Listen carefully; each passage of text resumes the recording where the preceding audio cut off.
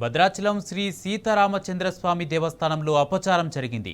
ఆలయ కార్యదర్శి అర్చకుల మధ్య ఆధిపత్య పోరు నడుస్తుంది. అంకురార్పణ తంతు జరపకుండా అర్చకులు బైఠాయించారు.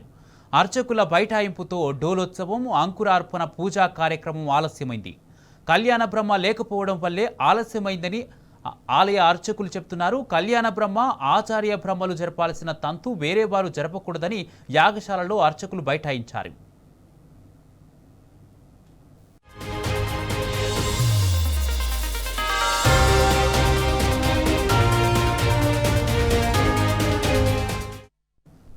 ఈ సంవత్సరం కళ్యాణ బ్రహ్మ శ్రీనివాస రామానుజాచార్యులు ప్రస్తుతం ఆయనను రామాలయ అనుసంధాన ఆలయం పర్ణశాలకు విధులు నిర్వహించడానికి పంపించిన ఆలయ ఈవో రమాదేవి శ్రీనివాస రామానుజులపై ఆరోపణలు వచ్చాయి. అయితే ఆరోపణలు రావడం వల్లనే పంపించినట్లు ఆలయ ఈవో చెప్తున్నారు.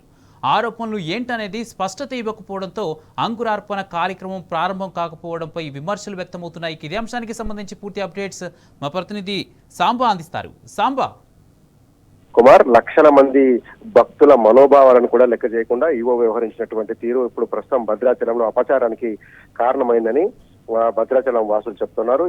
ఇవాళ అంటే హోలీ ముందు రోజు జరిగేటువంటి అంకురార్పణ డోలోత్సవం కార్యక్రమం రేపటి నుంచి ఈ జరగబోయేటువంటి వసంతోత్సవం నుంచి మొదలు పెడితే శ్రీరామ నవమి తర్వాత పట్టాభిషేకం వరకు దాదాపు నెల రోజుల పాటు ఒక తంతు కార్యక్రమం జరుగుతూ ఉంటుంది. దీనికి ప్రతి కార్యక్రమానికి భద్రాచలంలో ఒక స్పష్టమైనటువంటి నియమ నిబంధనలు ఉంటాయి. ఎవరు కార్యక్రమాన్ని చేయాలి, ఎక్కడ కార్యక్రమాన్ని నిర్వహించాలనేటువంటి అంశంలో ఒక స్పష్టమైనటువంటి నియమ నిబంధనలు ఉన్నాయి. వాటిని పాటించకుండా ఈవో ట్రాన్స్ఫర్ చేసిందనేటువంటి కారణంతో ఆలయ అర్చకులు బైఠాయించడంతో సమస్య ఏర్పడింది. ఇవాళ జరగాల్సినటువంటి డోలోత్సవం అంకురార్పణ కార్యక్రమం సాయంత్రం 6-6:30 మధ్యలో ఎప్పుడు జరుగుతూ ఉంటుంది. కానీ ఈసారి ఇప్పటి వరకు కూడా ఆ తంతు పూర్తి కాలేదు. కళ్యాణ బ్రహ్మగా వ్యవహరిస్తున్నటువంటి శ్రీనివాస రామానుజాచార్యులను అకారణంగా ట్రాన్స్ఫర్ చేశారు. పర్ణశాలకు ట్రాన్స్ఫర్ చేయడంతో ఆయన ఇక్కడ అందుబాటులో లేకుండా పోయారు.